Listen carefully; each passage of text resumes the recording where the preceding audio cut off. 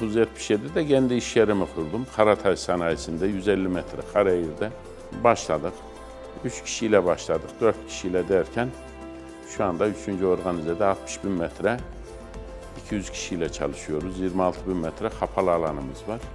54 ülkeye ihracat yapıyoruz. 64 yaşındayım. İşe gelirken de aynen sevgilime gelir gibi geliyorum çünkü işimi seviyorum. Yılda aşağı yukarı 7.000 makine üretmekteyiz. 100'e yakın CNC park alanımız bulunmaktadır ve bunların %85'i Tezmaksan tarafından verilmiştir. Bütün makinelerimin %80'i, 85'i Tezmaksan'dan alıyorum. Bunun sebebi de Tezmaksan şirketinin servisini çok seviyoruz.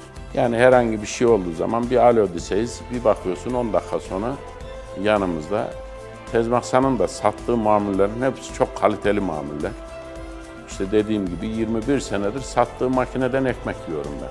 Onun için tercihimiz bizim Tezmaksan.